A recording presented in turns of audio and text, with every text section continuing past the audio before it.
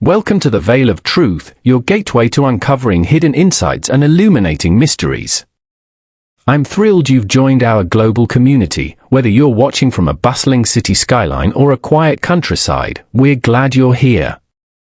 Globe showing Europe, Africa, so tell me, where are you tuning in from today? Chapter 1, An Ordinary Journey. At 9:30 on an autumn evening, Victoria Coach Station breathed out its usual mixture of diesel and impatience. The vast hall was a scatter of yawns and paper cups, the neon clock presiding with cool indifference. Near Bay 15, Hercule Poirot stood immaculately arrayed, grey suit pressed to a knife edge, gloves a shade lighter than his bowler, moustaches that curved like well-trained punctuation. He considered the coach before him, white with a stripe of Palace blue, as a man might consider a pair of shoes not of his choosing yet serviceable for a single evening. "Just your eyes I want," Poirot, Inspector Japp had told him that afternoon, sliding 2 tickets over a teacup and a plate of lemon biscuits. "There's talk of a smuggling line running along the night route to the West Country. Nothing glorious. Small stuff. If anything looks off, ring me from Exeter." Poirot had tilted his head. "The coach, it is a world in miniature, mon ami. One observes the manners, the little economies, the choice of seat. If there is disorder, it will show itself." He had smiled, calmly pleased, and accepted. Now he presented his ticket to a harassed dispatcher and stepped aboard, pausing at once to adjust a wayward angle on the driver's cap resting upon the dashboard. "Forgive me," he murmured to the driver, a blockish fellow with the gentle eyes of a cow. "Symmetry, it is the courtesy we show to machines. To people also." The driver laughed without offense and made a note on his clipboard, "Mr. Pike." He would be their shepherd tonight. Poirot took the first row on the left, the position offering an unobstructed field. He dusted his seat with a folded handkerchief that would never again be quite the same, then placed his leather valise neatly at his feet. Around him the passengers trickled in and settled like birds after rain. A young woman arrived in a gust of wool and purpose. She wore a soft scarf the color of violets and had the brisk step of a person accustomed to being told she looked younger than she liked. The handbag she clutched, I say clutched, not carried, was scuffed at the clasp and bore upon its smooth leather a thin crescent smear of something dark, perhaps grease. Poirot noted her hands. One glove, left, showed a faint scuff on the palm where the nap was disturbed. She glanced up at the overhead rack, hesitated, and sat 2 rows behind Poirot on the right, by the window. When she exhaled, there was, indeed, the lightest trace of violets in the air, as though a small memory had passed. Then came a nervous young clerk with ink in the whorls of his thumb and an attaché case whose wicker stitching had burst in one corner. He patted his pockets repeatedly to confirm that ticket, money, and pride were present. At the coach door the dispatcher, a stout woman in a scarf of county colours, reprimanded him for fumbling. The clerk blushed, stammered an apology, and hurried to the aisle seat opposite the violet-scarfed woman. Twice he looked back towards the station cafe, twice he changed his mind about standing to look again. A schoolmistress of the old stripe entered next, thin lips, sharper spectacles, shoes exactly polished, the spine held as though a chorus of ancestors forbade stooping. She nodded to Poirot with a severity that suggested his neatness met her standards. From her satchel she drew a crossword, a notebook, and a pencil which she sharpened with a penknife, catching the shavings in a folded scrap so as not to litter. "Practical," Poirot murmured, approvingly. She took the seat just behind him and to the left, the vantage point of a person who enjoyed a clear view of other people's errors. The soldier followed, broad-shouldered, face browned by outdoor life rather than holiday. Quiet eyes. He carried a small kit bag, sat without fuss 3 rows back, and stared at a folded letter as if listening to its silence. A wedding band caught the overhead light now and then. His boots were clean but not parade bright, the polish had been hurried. A respectable businessman presented himself next, trailing a scent of shaving soap and impatience. His coat was of good cloth and the watch chain across his waistcoat did not hesitate to be seen. He set down beside him a stout leather valise with brass locks that shone like small suns. The key on his ring he checked, twice, with a twist of the fingers, then sat on the aisle 2 rows ahead of the soldier. He was of the type that smiles at strangers without engaging his eyes. There were others, 2 students with matching scarves and mismatched enthusiasm, a grandmotherly woman whose knitting bag made a soft, domestic rustle, a man in the second-hand smartness of a traveling salesman, a quiet pair, a woman with a paperback and a man who seemed to belong chiefly to his newspaper. In sum, a coachful that could be any coachful, yet to Poirot's eye each was uniquely placed in the geometry of the evening. At 9:40, Mr. Pike closed the luggage hold with a thud and stowed the hydraulic lever. Poirot saw that one suitcase, a drab brown case tied with tired cord, had a new label pasted awkwardly over an old one. The corner had peeled. A small thing. Most small things were. He also observed that the respectable businessman, rather more than most, chose to supervise the loading of his valise with a vigilance that might have been paternal, were valises born and prone to mischief. On the pavement, the violet-scarfed woman returned to the coach door. "Excuse me," she asked the dispatcher, "have you seen a ticket stub?" "I had it clipped." The dispatcher shrugged. "Once clipped, you only need your seat, love." The young woman looked relieved in a way that did not wholly remove her anxiety. She thanked the woman and returned to her seat, glancing again at the rack before settling. The coach eased out beneath the high glass and turned onto the night roads, a long wail of light moving through the city's darker waters. Within, the temperature climbed to that peculiar human warmth composed of breath, wool, tiredness and, faintly, peppermint. Poirot removed his gloves and laid them together precisely, fingertips aligned. He did not read. He watched. Somewhere beyond Battersea, the students dozed, heads rolling towards each other like untrained planets. The salesman coughed discreetly into a handkerchief he did not afterwards fold with care.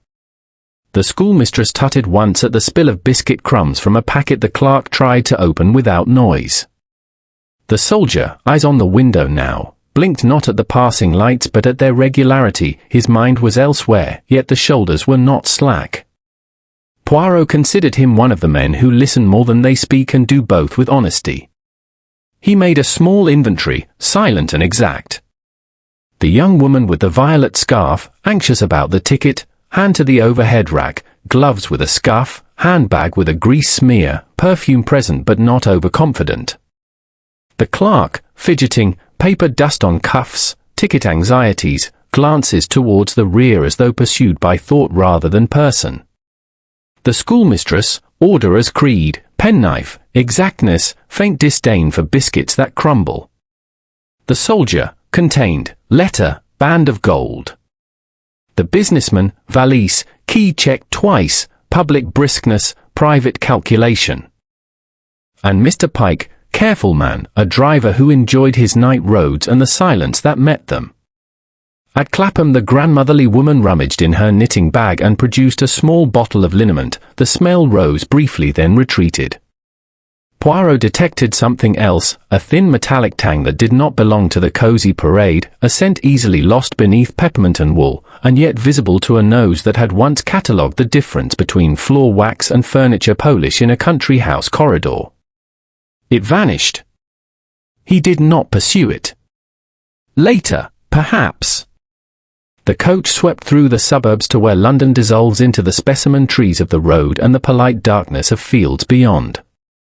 Conversation ebbed into the low tide of strangers' travel talk, this weather, that timetable, whether Exeter would be cold. The schoolmistress denounced split infinitives. The clerk apologized to nobody for existing. The businessman remarked upon the deplorable standard of coffee at coach stations as though this were a confession of national failure for which others must answer. The soldier said little and made it sound enough. Poirot allowed himself the comfort of order.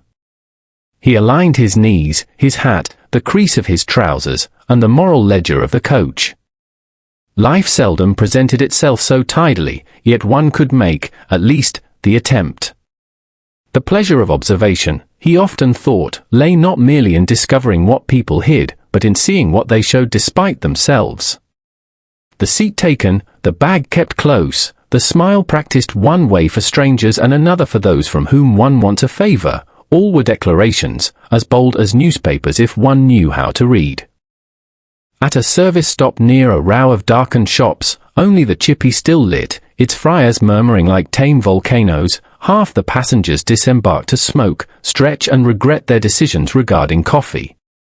Poirot remained aboard. He disapproved of drafts. The violet-scarfed woman descended and then, after a minute's absent-minded wandering, rose on tiptoe by the luggage hold, peering at the pasted labels. Her hand hovered, then dropped as Mr. Pike returned with a cup and an apology for the tea. She moved away at once, not guiltily, yet with the neatness of one who does not wish to inconvenience anyone by being noticed. When they started again, the coach settled into that peculiar piece of night travel where strangers become a collective, if temporarily, by the act of moving together through darkness. Lights thinned, the road unrolled as if from a spool. Poirot, alert but serene, rested his fingertips upon his valise and felt the small tremors of the engine through the floor. We go towards Exeter, he told himself, and towards something else. Always there is something else. Somewhere before Salisbury the rain began, a fine whisper upon the glass. Poirot glanced at the driver's mirror and met the small, steady eye that watches always. He looked down at the aisle and saw, as the light stuttered over a bump, a tiny flake of paper by the young woman's shoe, not the white of a ticket stub, but the cream of a luggage label torn at a corner. It clung to the tread of her soul by static and loyalty, then the next vibration freed it, and it skated forward to rest against the seat leg near Poirot's polished toes. He did not bend to pick it up. Not yet. Outside, Salisbury Plain stretched black and patient beneath the weather. Inside, the coach breathed, slept, fretted, resolved its biscuits and its crosswords, counted its locks and its letters. Poirot, very still, allowed the pattern of the journey to draw its first line. The little grey cells, content, began their low, familiar hum. Chapter 2, A Disturbing Discovery. The coach had been making steady progress along the long, ribboned road. Beyond the windows, the countryside stretched into obscurity, dimly lit now and then by the solitary glow of a farmhouse lamp or the flash of distant headlights cresting a hill. Within the bus, the passengers had slipped further into silence, lulled by the rhythm of the engine and the whispering rain upon the glass. Some slept with mouths slightly agape, others sat stiffly upright, determined to resist the lure of drowsiness. Hercule Poirot alone remained alert, his posture upright, his eyes calm but sharp as polished obsidian. At first, the cry was muffled. Poirot thought it might be no more than a dream escaping from some restless sleeper. But then it came again, this time unmistakably clear, a short, sharp scream that cut through the steady hum of the bus like a blade. It rose from the center of the coach, from where the young woman in the violet scarf had been sitting. The driver, startled, braked sharply. The bus lurched, throwing the passengers forward. Luggage shifted in the overhead racks, and one student's scarf slid to the floor. "What's that?" cried the clerk in a high, startled voice. "What's happened?" Poirot was on his feet at once. He moved with the swiftness of a man half his age, turning to the row where the cry had been born. The young woman slumped awkwardly across two seats, her head tilted at an unnatural angle towards the window. The violet scarf was twisted, the color too dark in the dim lamplight. Her handbag lay half open at her feet, its clasp broken, as though she had dropped it in sudden weakness. Poirot bent over her, his fingers precise as he adjusted the angle of her chin.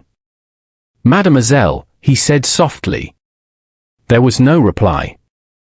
Her eyes were half closed, her lips slightly parted, yet her chest did not rise.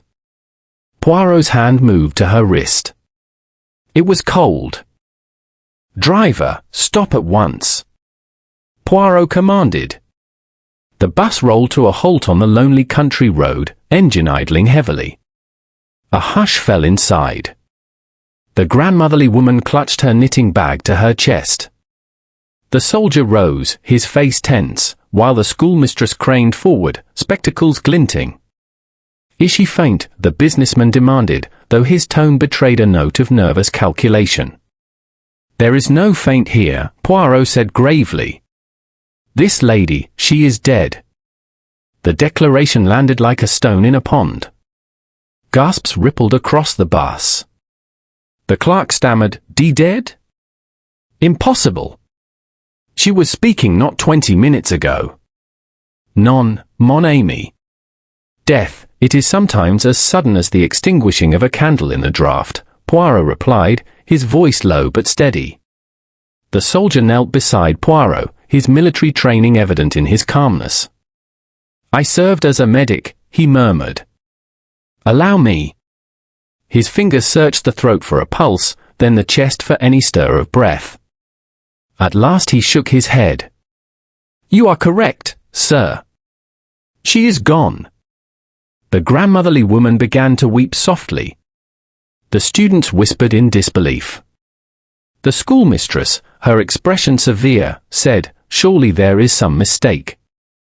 A woman does not simply expire in the middle of a journey." Poirot looked up, his eyes glinting beneath the soft glow of the bus lamps. "Madam, you are correct. A woman does not simply expire, unless, of course, there has been aid given to her death. You will forgive me if I insist that no one, not one soul, leaves his seat until the police are informed." "But we are miles from anywhere," the driver protested. "Nearest station's in Amesbury, and that's another 20 minutes along." "Then we proceed there," Poirot replied.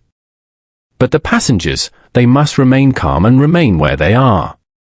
I will observe, and we will ensure that nothing is disturbed." The businessman shifted in his seat. "This is intolerable. To be held like prisoners because some poor girl has had a weak heart." "Non, monsieur," Poirot corrected him, "it is intolerable only if one has something to conceal." His moustaches bristled faintly as he turned his attention back to the dead woman. Poirot's eyes roamed with minute care. He noted the unnatural stillness, the peculiar pallor not of sleep but of sudden shock. He leaned closer, frowning slightly at the faint trace of scent clinging to her scarf. Violets, yes, but mingled with something sharper. His fingers traced the line of the scarf's knot. It had not strangled her. No bruise upon the throat, no constriction marks. The handbag at her feet yielded curious details, a purse with a few coins and notes, a folded timetable, a single cinema stub, and a lipstick whose cap bore a faint smear of dark grease. Poirot frowned, recalling the smear he had seen earlier on the leather surface of the bag. Twice was coincidence, thrice would be confirmation. "Driver," Poirot said crisply, "take us to the next village with all speed, but steady, there must be no more jolting. Meanwhile, we preserve everything as it is. Mesdames et messieurs, I beg you, remain calm. The truth, it will not hide itself from Hercule Poirot." But calm was impossible. Murmurs ran up and down the coach like a draft in a church. The clerk insisted he had seen the woman alive only moments before. The schoolmistress sniffed and declared that young people were far too careless with their health. The businessman muttered about inconvenience, glancing repeatedly at the brass-locked valise at his feet.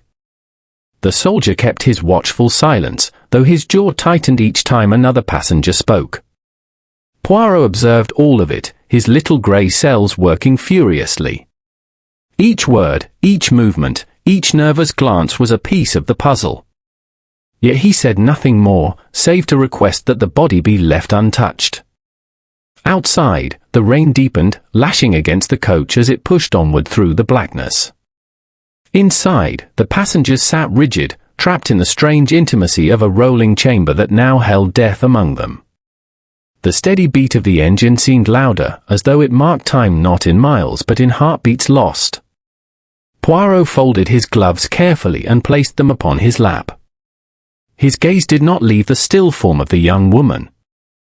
Already the pattern began to emerge, the broken clasp, the smear of grease, the faintly bitter trace in the air, the anxious movements at the luggage rack. Death had not visited this coach by chance. Someone aboard had ushered it in. And Poirot, with his unerring sense for order where others saw only confusion, would uncover the truth. As the bus rolled toward the lights of Amesbury, he murmured to himself, almost inaudibly, a crime upon a coach, it is confined, it is inescapable. We are all together, Miss Amos, and the murderer, he, too, is here with us. The passengers shifted uneasily in their seats, though none had heard. The countryside rushed past, black and unknowing, as the night closed tighter around the midnight bus. Chapter 3, Poirot observes. The coach rolled on through the rain, its wipers ticking with the dutiful patience of a metronome. The passengers, roused and shocked, had arranged their faces into that strained composure which follows any abrupt calamity. No one spoke above a murmur. In the center row the young woman lay as gently as Poirot could contrive, her head supported by a folded coat. He had loosened the knot of the violet scarf and drawn it smooth, for he disliked disorder, even in grief. Mr. Pike, Poirot called quietly towards the cab, you will proceed with steadiness. We stop at the first village where there is a telephone. Meanwhile, the interior, if you will, leave the lights on. I require to see. The driver's hand lifted in acknowledgement. Poirot rose, adjusted the line of his tie, and let his gaze travel like a slow, exacting ruler along the bus. He had already forbidden movement. Now he permitted it, barely.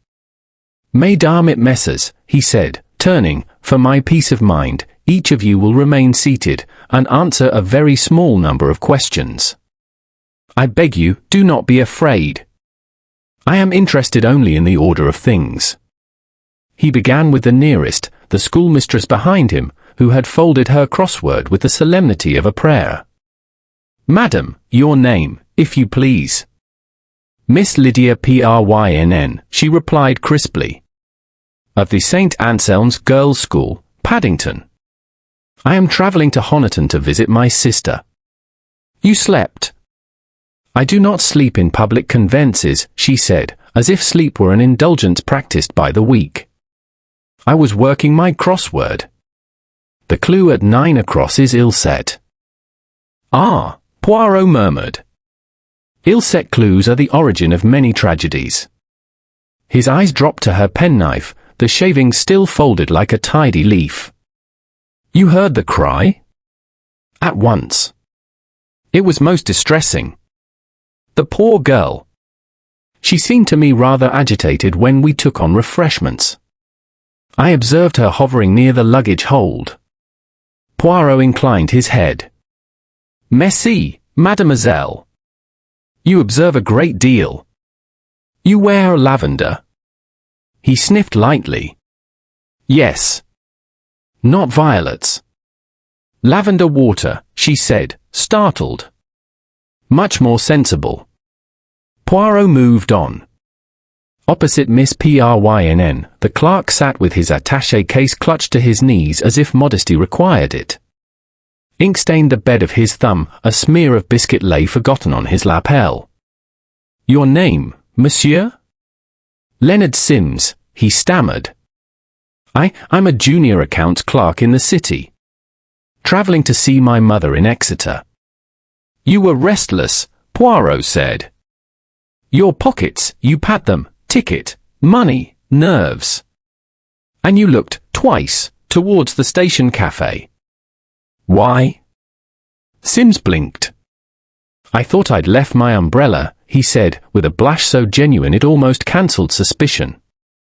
Then I remembered I never had one. You spoke with the young lady. Only at the cafe. She asked me if I knew the timetable well. I didn't. She seemed pleasant. He swallowed. She was alive when I last looked back, I swear it. Bon, Poirot said gently. And yet one can look and not see, n'est-ce pas? he continued, step by exact step. The soldier straightened as he approached, offering a steady eye and a quiet nod. Corporal Daniel Hart, sir. Changing at Exeter. The wedding band gleamed as he spoke. He kept his kit bag under his boots. You were a medic. Field training only, Hart said, modest. Enough to know there was nothing to be done. You heard anything before the cry? A sound like, hard to say. A cough, perhaps. Or a gasp. Then the scream. You left your seat? Only when you did. Très bien. Poirot registered the man's economy of words, the calm. He also noted a faint, clean scent of soap, not shaving soap, but laundry, and a thread caught on the seat's metal bracket that matched the weave of the soldier's cuff. It spoke of someone who stayed where he said he stayed. The respectable businessman had arranged his coat and valise with theatrical neatness and displaced nothing since. His watch chain winked as if keeping its own counsel.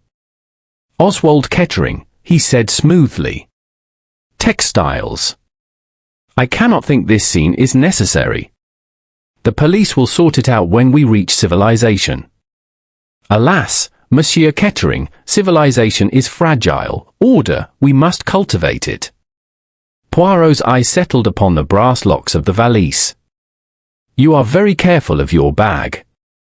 One must be, Kettering returned, with a little laugh. Coach stations are notorious. And yet, among friends, Poirot said blandly, we could be less vigilant. You were at the luggage hold during the stop. A glance only. To ensure nothing was placed upon my case that might crush it. Poirot smiled. You are considerate. Your consideration, it is admirable. The two students gave their names as Dawn and Peter, their scarves hopelessly entwined. They were eager, anxious to be of use, and of very little use. They had been half asleep. They had thought the screen part of Dawn's dream. They had noticed nothing except that the driver's radio was off, which, they being modern, seemed a deprivation. The grandmotherly woman, Mrs. Whitlow, patted her knitting bag. Nell Whitlow, dear. On my way to see my grandson. Such a terrible business, such a duck of a girl, I'm sure. I offered her barley sweets at the stop. She said no, thank you, so polite. Your liniment, madam, Poirot said lightly. I smelt it earlier. My back, dear, she confided. These seats are no friend to it. The travelling salesman, whose suitcase offered samples of things that no one urgently required, introduced himself as Mr. Trask. He had nodded off with his newspaper. He said he had meant to offer the young lady a magazine but feared to be taken for forward. He expressed his position as one of careful propriety. Poirot smelt stale tobacco and the ghost of aniseed. Finally, the quiet pair. The woman with the paperback looked up fleetingly. I'm Jane Fielding, she said. I was reading. I didn't see. The man, his face half hidden by his paper's wide wings, lowered it only as far as the masthead. Maurice Fielding, he said. Husband and wife, perhaps. Or not. Their hands did not know each other's shape. Poirot wondered at that. He returned to the centre row. The young woman's handbag he had already examined with the most delicate of touches, lifting items in his handkerchief and replacing them precisely as found. A timetable folded to show the London-Exeter route. A cinema stub dated that afternoon. £3 notes, some change, a compact, a lipstick, a pencil. And on the lipstick's cap, just as before, a thin smear of dark grease that did not belong. Poirot lifted his gaze to the overhead rack. The bracket nearest the young woman's seat bore a tiny crescent of the same substance, a shadow of oil rubbed thin by a hand. He stood on tiptoe, no easy feat for him, but one he undertook with elegance, and brushed the bracket with the edge of his gloved knuckle. The smear marked the glove. He compared it to the faint scuff on the palm of the young woman's left glove. The textures argued softly, these two had met. He let his eyes run along the rack, a parade of cases, some anonymous, others bragging with labels.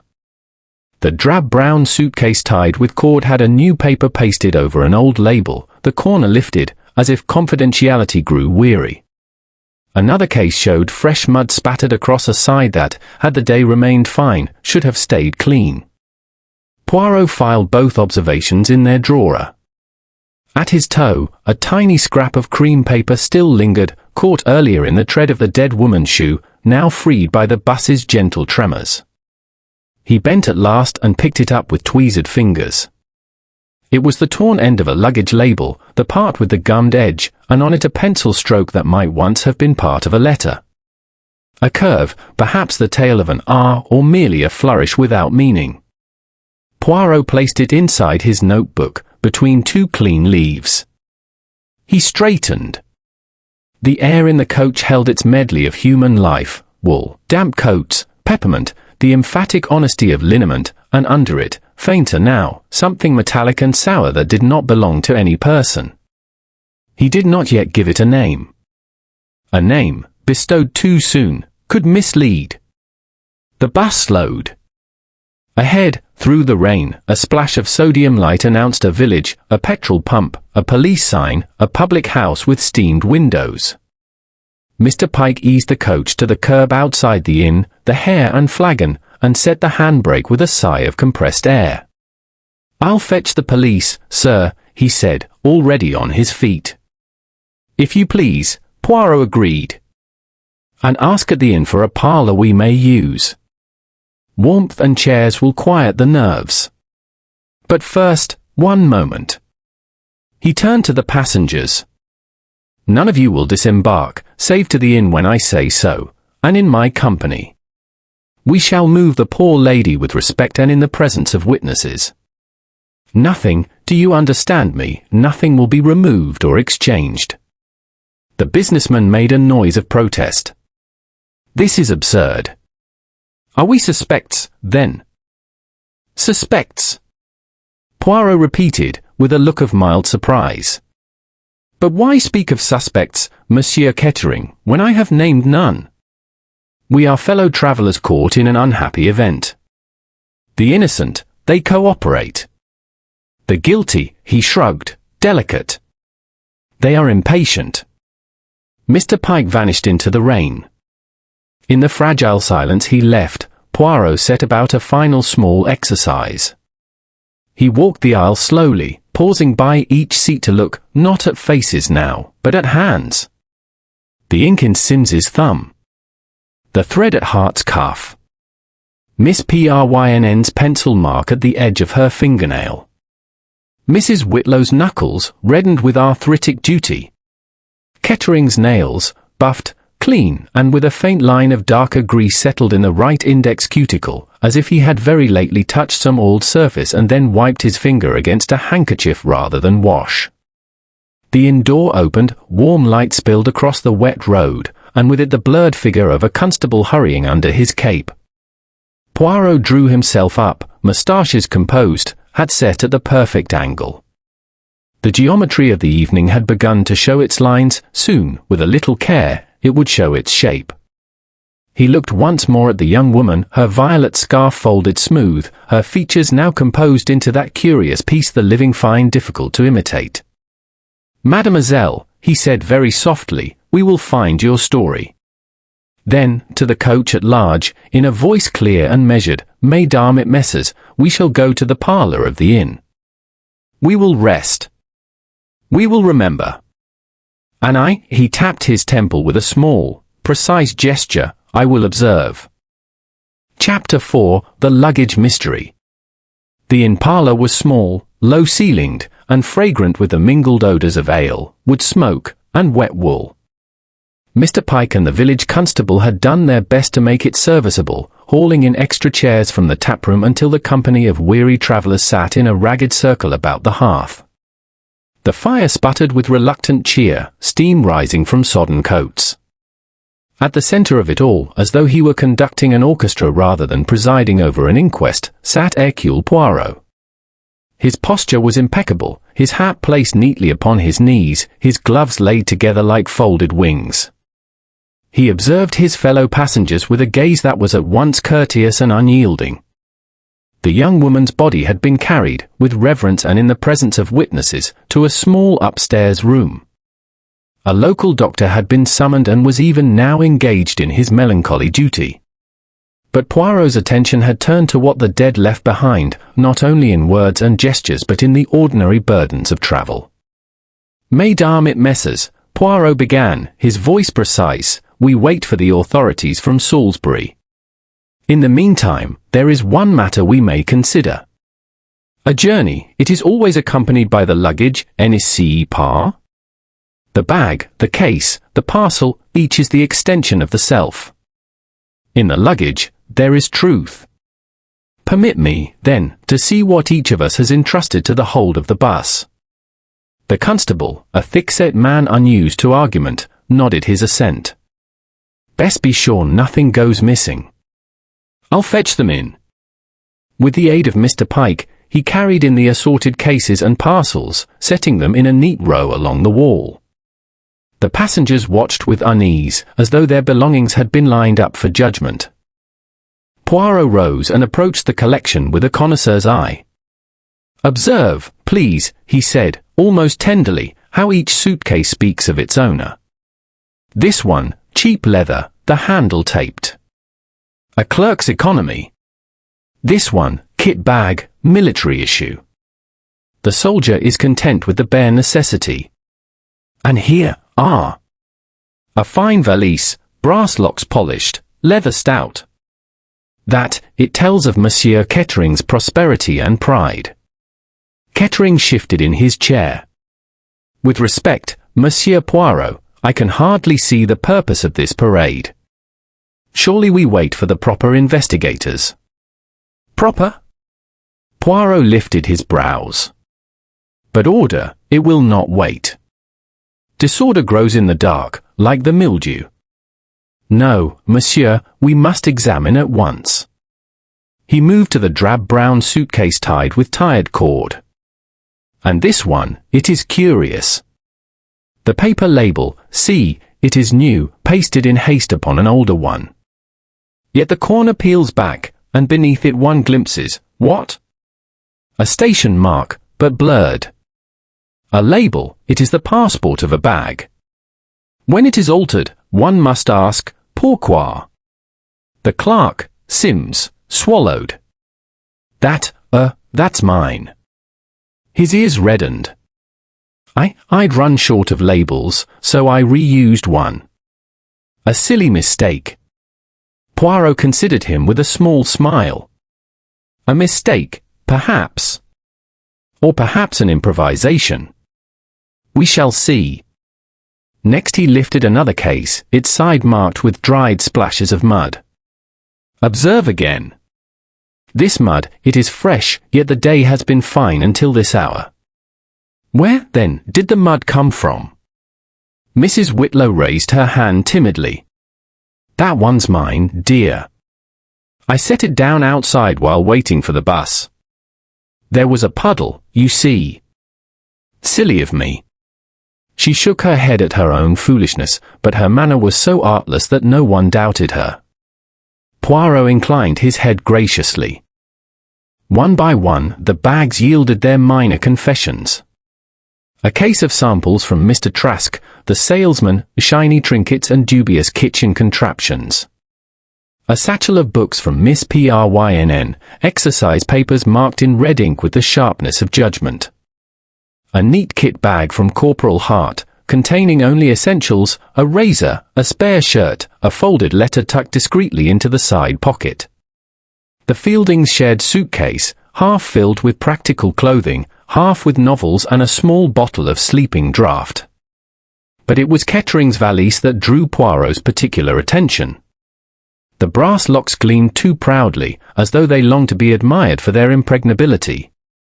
Poirot bent close, peering at the keyholes. "Notice, if you please, how the polish here is recent, yet around the edges remains a faint line of grime. Someone has rubbed quickly, but not with thoroughness.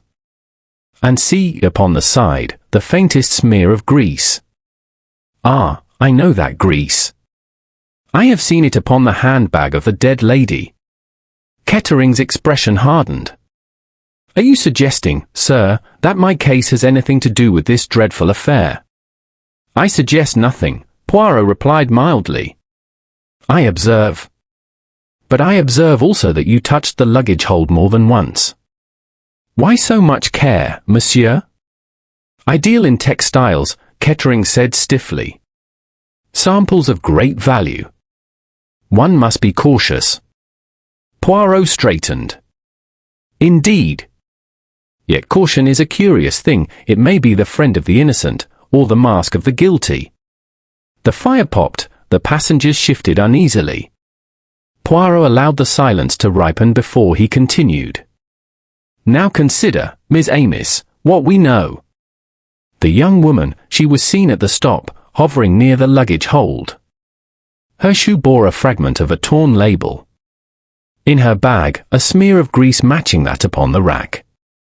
She was curious, perhaps too curious. And now, she is dead.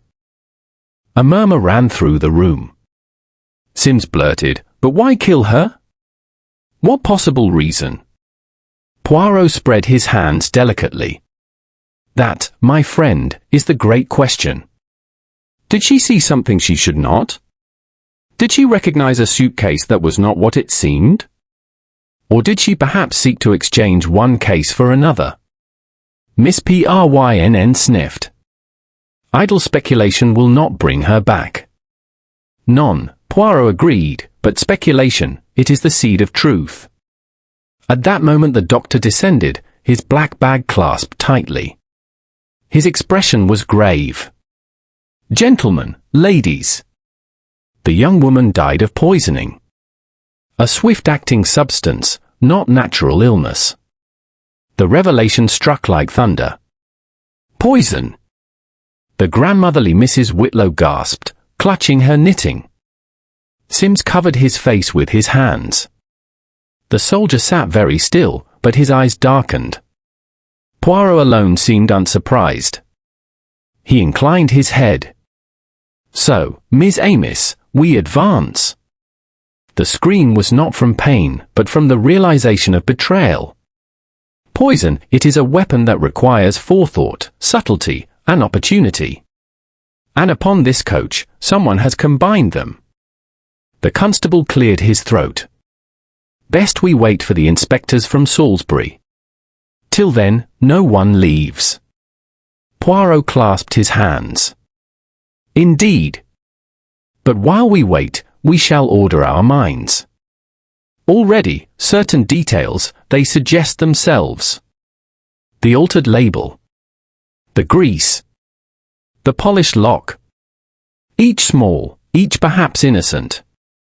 Yet together, they whisper. He paused, letting the firelight gleam upon his moustache. The truth, it is in the luggage. It is in the things we carry, and in the secrets we seek to hide. When the police arrive, they will see what is before their eyes.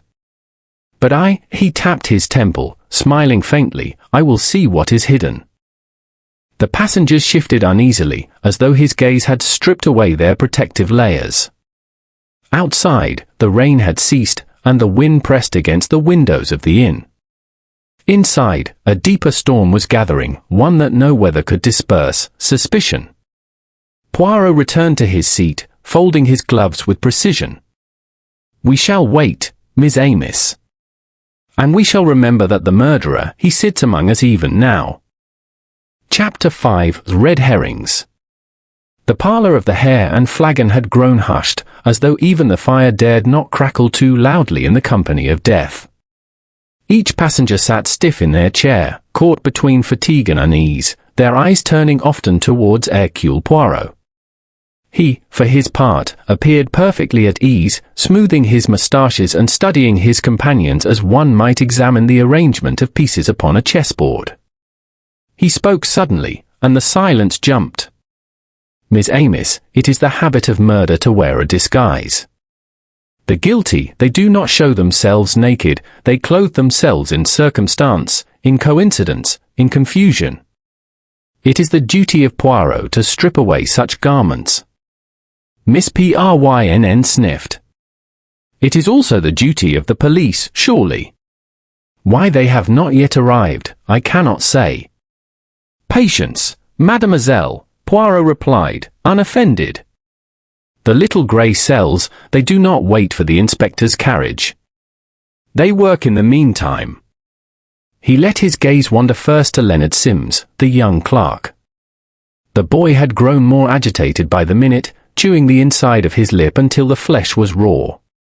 Monsieur Sims, Poirot said gently, you argued with the lady, did you not? The clerk's head shot up. Argued? No, sir, not at all. Ah, but you spoke at the cafe. She asked of the timetable, and you grew flustered.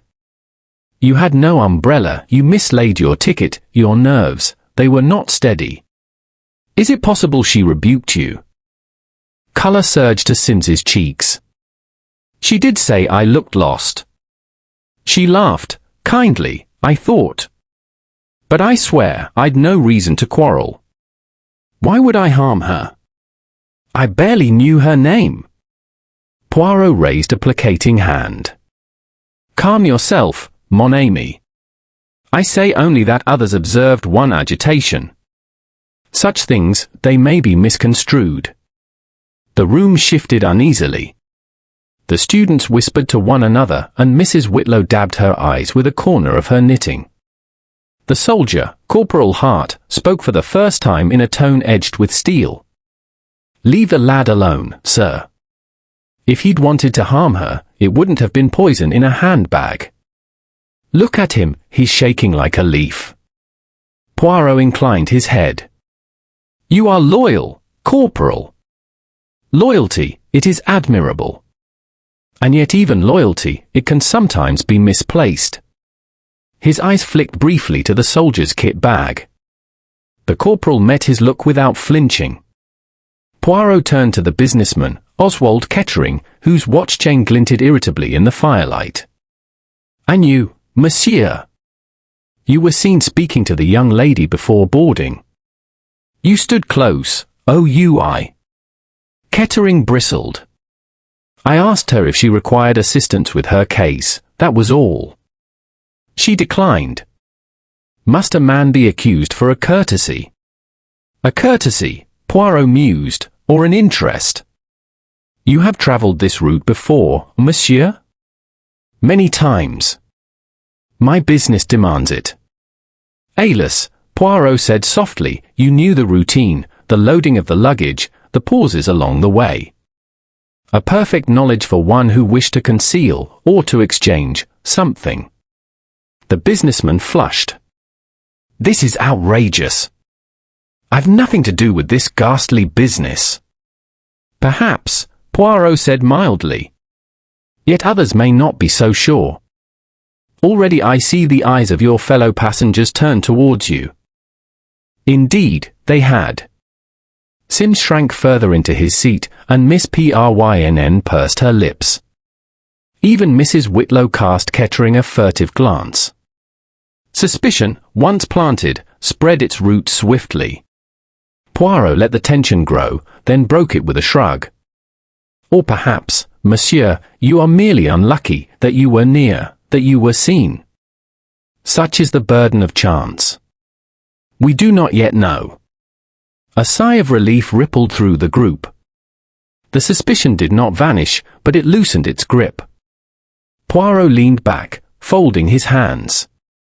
Consider also the soldier. A man of discipline, of precision. He knows the handling of medicines, of chemicals. Such training, it could extend to poisons, NSCE par. All I swung to Corporal Hart. He did not flinch.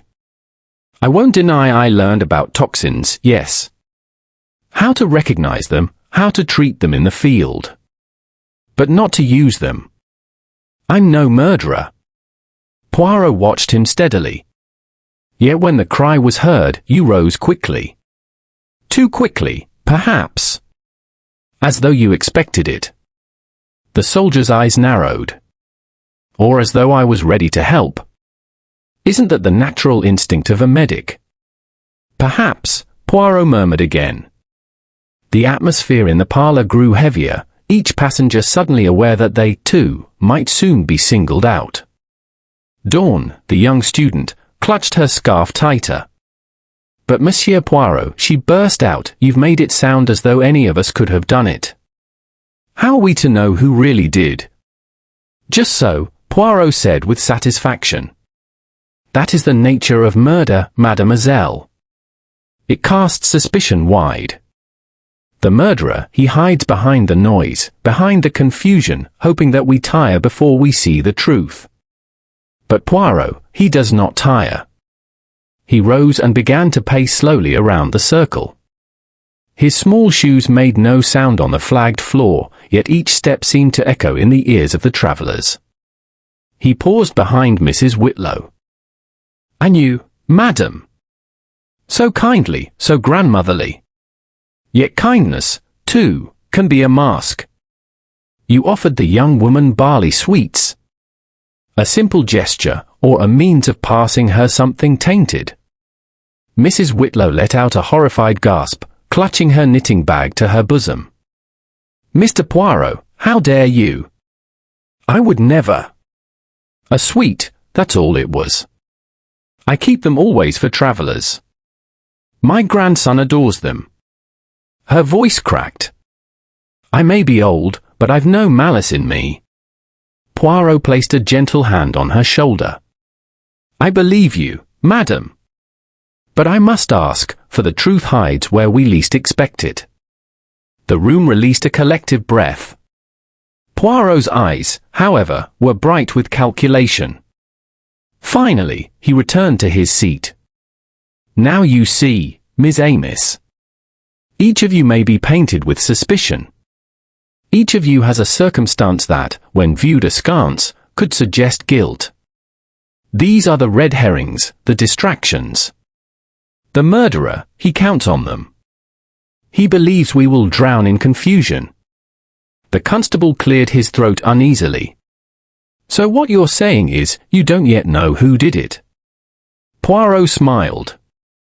On the contrary, my friend. I begin to know very well. Already the little grey cells, they whisper to me. But before the truth can be revealed, we must let the murderer believe he is still hidden. Only then shall he betray himself. The travellers stirred, half comforted, half more anxious than before. Sims glanced fearfully at Kettering. Kettering glowered at the soldier. Miss Prynn sharpened her pencil to a point that seemed dangerously fine. Poirot folded his gloves once more, a picture of composure. Rest now, Miss Amos. Speak if you wish, but remember, I am listening.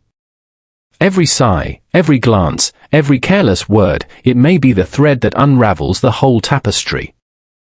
And as the fire burned lower and the storm rattled against the windows, the midnight company sat in uneasy silence, each wondering not only who among them had killed, but also whether they themselves might be the next to fall under Poirot's penetrating eye. Chapter 6: A Game of Psychology. The wind beat restlessly at the shutters of the Hare and Flagon, as though eager to intrude upon the tense gathering within. The passengers huddled closer to the fire, not from cold alone but from the creeping discomfort that came of being examined like specimens beneath glass. Hercule Poirot sat very upright in his chair, hands neatly folded, eyes shining with quiet amusement. He had sown his seeds of doubt in Chapter 5, and now he watched the fruits of suspicion grow. Sims avoided Kettering's gaze. The schoolmistress, Miss Prynn, scribbled furiously in her notebook as though preparing an essay on human frailty. Mrs. Whitlow knitted without seeing the pattern, and the soldier, Corporal Hart, tapped a steady rhythm upon his knee, a habit of men used to waiting under fire. Poirot cleared his throat delicately. Miss Amos, we have looked at what is done, the luggage, the movements, the actions. Now we must look at what is thought. A murderer, he may disguise his hand, but his mind, it betrays him always. Miss Prynn sniffed. Surely psychology is for the experts. Schoolgirls who read too many magazines fancy they know people's minds, but in my profession we rely on discipline, not daydreams. Poirot inclined his head graciously. Nevertheless, discipline and daydreams both reveal character. Permit me a few small questions. They may appear frivolous, yet their answers are telling. He rose and approached the group, as precise in his step as if he moved upon a stage. The clerk. Let us begin, Monsieur Sims. Tell me, when you enter a coach, where do you choose to sit? Sims blinked. Near the middle, usually. Easier to get off. Ah, you think ahead. You like to escape swiftly, to have an exit ready. That is the habit of one who fears being trapped. Tell me, do you often feel others are watching you? The young man flushed. Well, yes, sir. At the office I'm always being checked, corrected. One feels small. Poirot nodded. So you hide in the middle, where you are neither first nor last. That is the instinct of survival, not of aggression. Bon. Sims breathed more easily, though suspicion still clung to him in the minds of his companions. The schoolmistress. Poirot turned to Miss Prynn. And you, mademoiselle? Where would you sit? Front left, she answered without hesitation. Clear view of the driver and of the passengers. Order demands oversight. Just so. And your favorite perfume? Lavender water. Economical and sensible. Poirot smiled faintly. Yes, you dislike extravagance. You sharpen your pencil and collect the shavings, tidy, efficient. Yet sometimes, perhaps, a little harsh? You are quick to condemn error. I call it correction, she said crisply. A duty.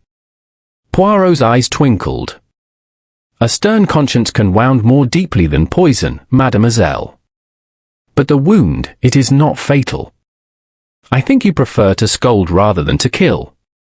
Her lips compressed, but she made no denial. The soldier. Next, Poirot stopped before Corporal Hart. Corporal, you would sit where? Back row, Hart replied. Good view of everything. OUI. A soldier always seeks vantage. You wear your discipline like armor. You smoke. Not any longer. You polish your boots, but tonight not to the mirror finish, because you are tired, or because your thoughts are elsewhere. Hart's jaw tightened. My wife wrote me. She's unwell. That's why I asked for leave. The room softened at once, even Miss Prynn looked away, embarrassed by her earlier severity.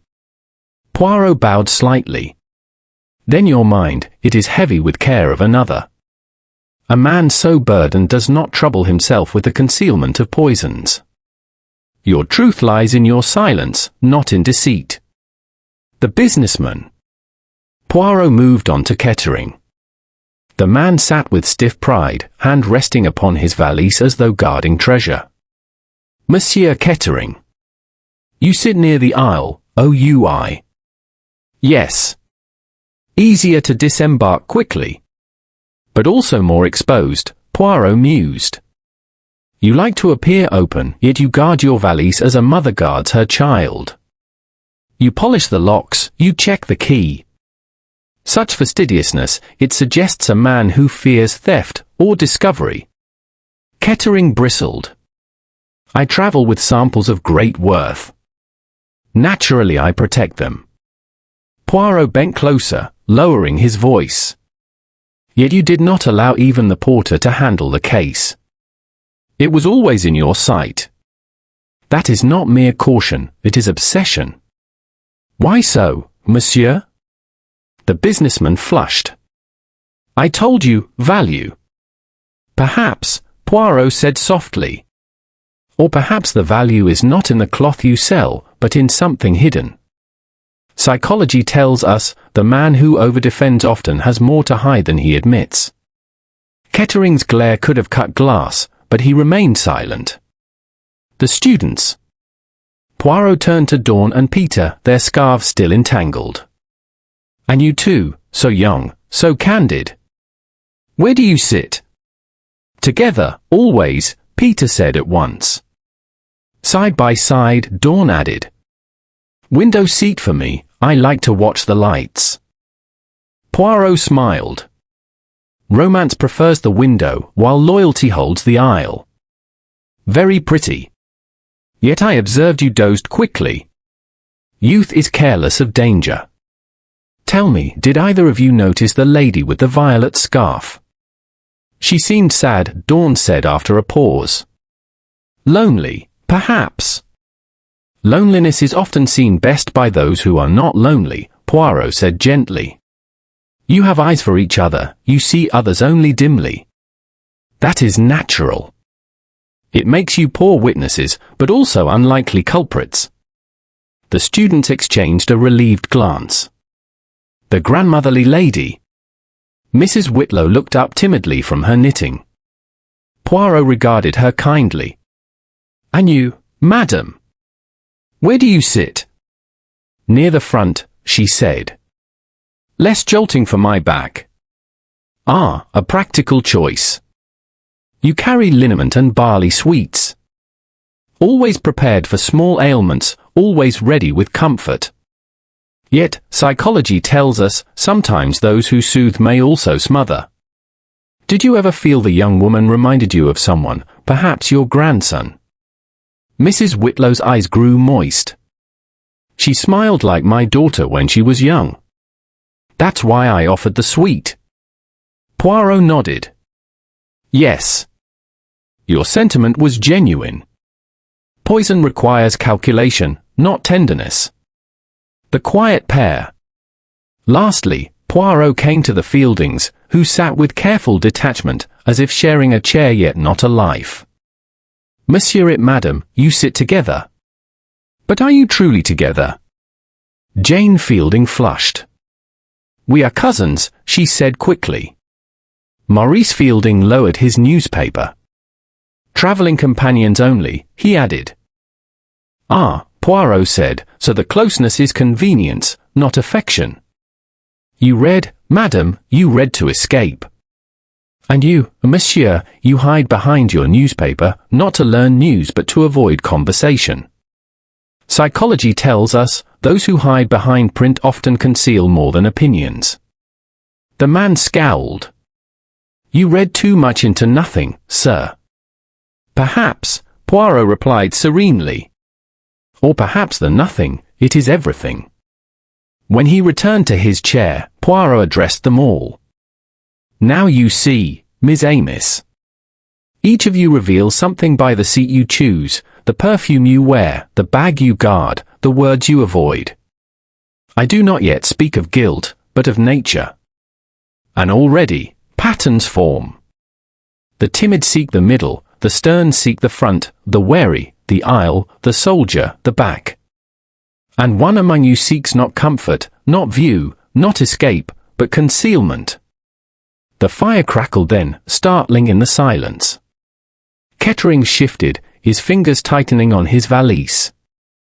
Miss Prynn adjusted her spectacles with irritation. The soldier sat straighter, ready. Sims's lip bled faintly from nervous chewing. Poirot smiled, almost gently. The murderer is clever. He believes he hides behind chance, behind the weaknesses of others. But psychology, it strips away the disguise. Already I see the truth. He raised a finger. But I will not speak it yet. The murderer must think himself safe. Only then will he betray himself completely. The passengers sat rigid, their hearts beating to the same silent rhythm of fear. And outside, the rain began again, drumming upon the windows as though applauding Poirot's performance in this quiet, deadly game of psychology. Chapter 7, The Locked Bag. The parlour of the Hare and Flagon had grown close with the smell of damp coats, burnt wood, and nerves. The fire had sunk to a steady glow, but the atmosphere among the travellers was anything but calm. Suspicion lingered in the air like an acrid perfume, each glance was sharpened, each cough received as though it were a declaration of guilt. Poirot sat serenely, the very image of composure, though his mind was alight with calculation. He had watched their fidgets and silences, weighed their tempers and their sighs. Now, at last, he was ready to test the strings of the web he had traced. "Miss Amos," he began, tapping his gloved fingers lightly on the table before him, "we have spoken of psychology, of actions and appearances. But there comes a time when speculation must give way to proof.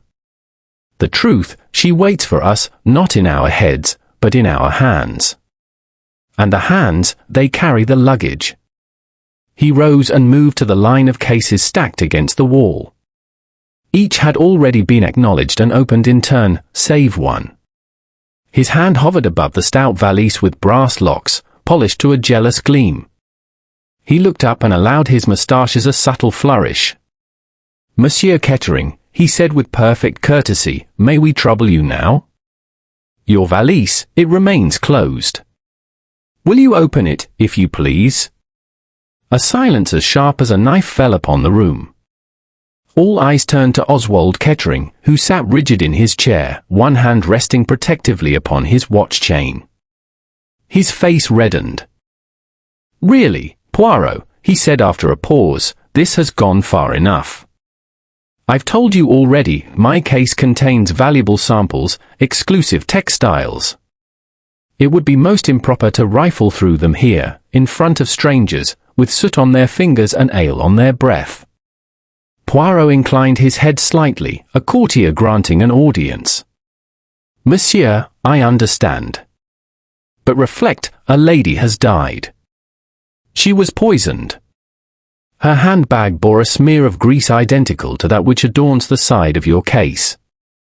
She was seen near the luggage hold, where you yourself lingered. Do you not see? For the sake of your honor, for the sake of clearing suspicion, you must open the case." The soldier, Corporal Hart, leaned forward, his voice steady. "If you've nothing to hide, sir, better show us now." Kettering's eyes flashed. "This is an outrage. I'll wait for the proper authorities." "Alas," Poirot said softly, "it is always the guilty who wait. The innocent, they are glad to be cleared." Miss Prynn adjusted her spectacles. "It does seem odd, Mr. Kettering, that you should object. If your goods are what you say, no harm can come of displaying them." The students whispered eagerly, and Sims's gaze darted between Poirot and Kettering with the guilty pleasure of a man relieved that suspicion had shifted elsewhere. Mrs. Whitlow, knitting forgotten in her lap, murmured, "Please, sir, let us see, and end this dreadful suspense." Kettering's hands tightened upon his knees. At last, with a sharp exhale, he drew the key from his pocket. "Very well. But mark me, if anything is damaged, I shall hold you responsible, Poirot." The detective bowed. "I accept with serenity. Open, S. Illinois Vausplat." Kettering crossed the room, knelt, and unlocked the gleaming brass locks.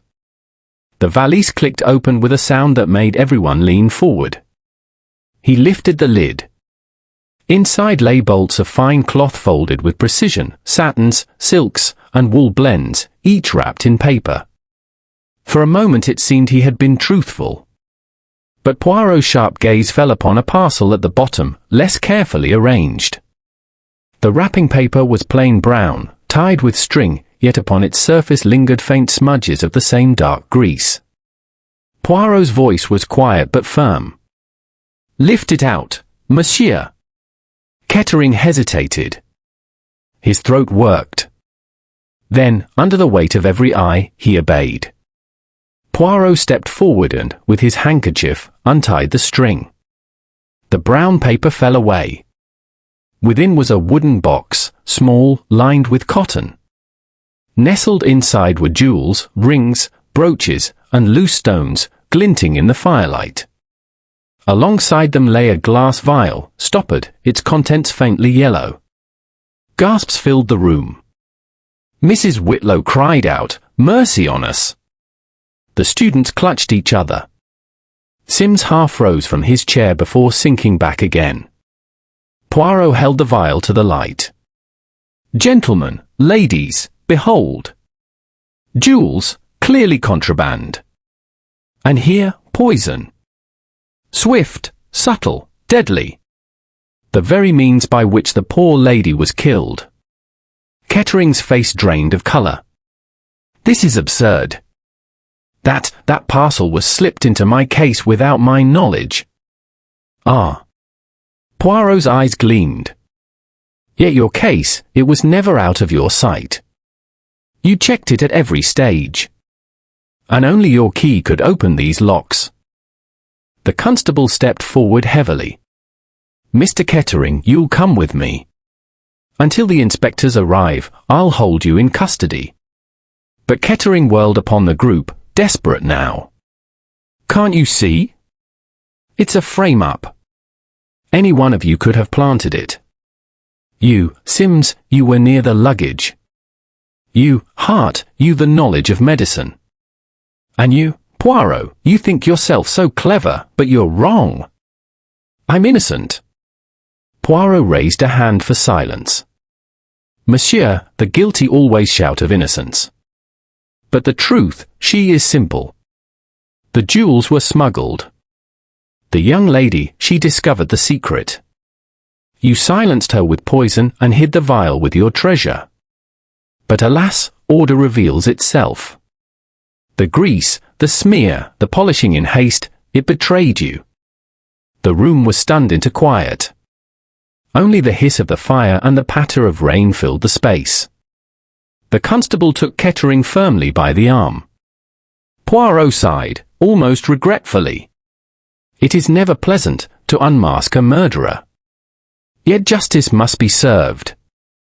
And yet, behind his calm eyes, Poirot felt the stirring of doubt. The scene fit too neatly. The jewels, the poison, the opportunity, it was all convenient. Too convenient. Poirot's instincts, those little grey cells that rarely misled him, whispered that there remained another layer beneath this tidy discovery. He folded his gloves once more, his voice calm. "Miss Amis, we must not rest yet. We have made an advance, yes. But until the pattern is complete, Poirot does not close the case." The passengers looked at one another, uneasy. The locked bag had yielded its secret, and yet the mystery had grown, not shrunk. Somewhere in the room, beyond the jewels and poison, lay the true heart of the crime. And Hercule Poirot, serene as ever, resolved that he would uncover it, no matter how many disguises of chance and circumstance it wore. Chapter 8: The Final Revelation. The storm had passed. Outside the Hare and Flagon the rain slackened into a patient drizzle, and the village street lay glistening under the lamps. Within the parlour, however, the storm still raged, not of weather but of suspicion, disbelief, and dread. Oswald Kettering sat by the hearth, hands bound by the constable's belt, his face pale with a mixture of fury and despair. Around him the passengers murmured, some pitying, some condemning, most simply anxious to see the matter concluded. Only Hercule Poirot seemed untouched by the turbulence. He sat in the centre of the room, moustaches immaculate, fingers steepled, eyes half closed as though in contemplation of a chess move that must decide the match. When at last he spoke, his voice was calm, but it drew every gaze to him. "Miss Amis, you believe perhaps that all is ended. The jewels, the poison, the locked case, voila! We have the murderer." He opened his eyes, letting them travel slowly across the circle. "But if you know Poirot, you know that he is never satisfied until every detail sings in harmony. And here I hear false notes." The constable frowned. "But sir, the evidence." Poirot raised a finger. "Evidence, yes. But evidence may be arranged. Consider, how convenient, that in the one case we could not open at first, we find both smuggled treasure and the instrument of murder. Too convenient, n'est-ce pas? A ripple of unease travelled through the group. Sims licked his lips. Miss Prynn sniffed, but her sharp eyes betrayed curiosity. Poirot continued, let us return to the beginning. The young woman, our poor victim, what did she do? She boarded the bus with her handbag, her gloves, her violet scarf. She sat near the rack. At the roadside stop, she hovered by the luggage hold. She was not idle. She was searching. And in her shoe, I found the torn corner of a label. She had discovered something, Miss Amos. He reached into his notebook and drew out the scrap of cream paper. This. The fragment of an old label, hastily covered. Which case bore such a label? Sim started violently.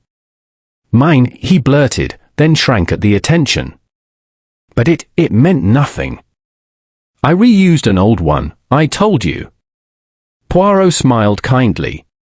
Yes, Monsieur Sims. But the lady thought otherwise. She must have pulled at the corner, and in doing so, she drew the murderer's notice. That is why she was silenced. The poison was swift, slipped perhaps into a drink at the stop, or brushed upon the rim of her sweet, or even touched to her lips by some small object. However delivered, it worked within minutes. The soldier leaned forward.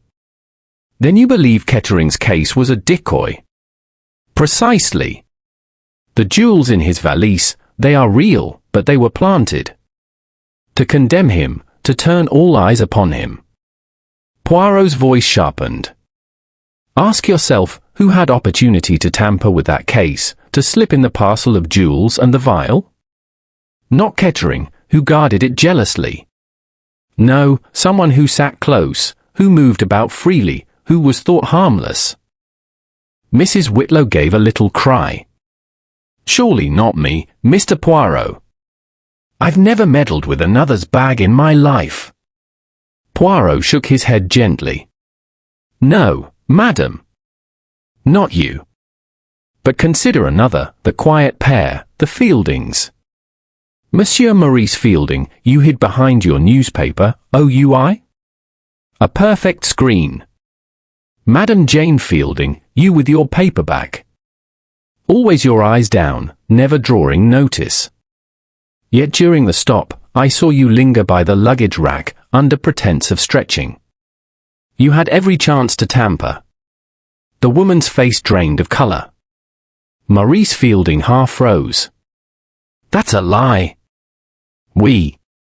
Attendez. Poirot's hand sliced the air. Let us examine further. Why should you plant jewels in Kettering's case? Because you already knew he was suspected. He lingered by the hold, he polished his locks, he made himself an easy target. The murderer merely used him as a scapegoat. But why kill her? Dawn asked in a tremulous voice. Why the young woman in the scarf? Poirot's eyes softened. Because she stumbled upon the truth. She saw that the Fieldings' case, you thought me inattentive, but I saw, their case was heavier when it was loaded than when it was unloaded at the inn. Jewels were concealed in its lining. She must have noticed, perhaps when she tugged at the wrong label by mistake. She realized the swap, the alteration of bags. And for that knowledge, she was silenced. He turned to Jane Fielding. Madam, you carry a bottle of sleeping draught, do you not? I smelt it when you opened your case. Such a draught, in stronger concentration, becomes a poison. The vial in Kettering's bag, it was yours, was it not? Jane's lips moved, but no words came. Maurice leapt up, eyes blazing. You cannot prove. Poirot's gaze was sharp as glass. I do not need to prove, monsieur. Already your wife, or cousin, or accomplice, she trembles. And you protest too quickly. But consider this, the grease upon the handbag of the victim. Not from Kettering's valise, no. From your own. I saw the smear on the clasp of your case when it was brought in, though you tried to wipe it away. The dead lady touched it when she examined the rack. That is the truth. The constable moved forward, hand upon his truncheon. Is this true? Speak up. Jane Fielding broke then, her composure dissolving. I never meant, oh God, I never meant to kill her. We were only to smuggle the jewels, nothing more. But she saw, she looked too closely. Marie said she'd ruin us both. I had the draft. It was so easy to add a drop to her tea at the stop. I thought it would only make her ill, delay her, give us time. I didn't know it would kill her so quickly. The room erupted. Mrs. Whitlow wept openly. Sims muttered a prayer. The students clutched each other tighter. Kettering stared, stunned, as the noose of suspicion slipped from his neck. Poirot rose slowly, his face grave. Madam, it is always thus. One believes a small crime will suffice, but once begun, it grows. Smuggling leads to deception, deception to violence, violence to murder. And all for jewels that sparkle, yes, but destroy. Jane sobbed, burying her face in her hands. Maurice tried to speak, but the constable seized his arm with grim authority. You'll both answer for this, he said, his voice firm. Poirot looked around the room, his gaze sweeping across each shaken face. Miss Amos, let this be a lesson. The murderer, he is not always the one who shouts loudest, nor the one who polishes his locks until they shine. Often he is the quiet one, the unnoticed, who hides behind a book or a newspaper, waiting for chance to cover his tracks. But chance, she is fickle. And Poirot, he is precise. The fire crackled, the rain eased further, leaving only the faintest patter. The storm, both outside and within, had at last broken. Poirot took up his gloves, folded them neatly, and placed them in his pocket. Justice, Miss Amos, is not swift, but it is inevitable. The little grey cells, they never fail. And with that, Hercule Poirot, elegant, meticulous, and unerring, had tied every thread, leaving behind a mystery solved, and a company forever haunted by the knowledge that, for one dreadful night, they had shared a bus with murder.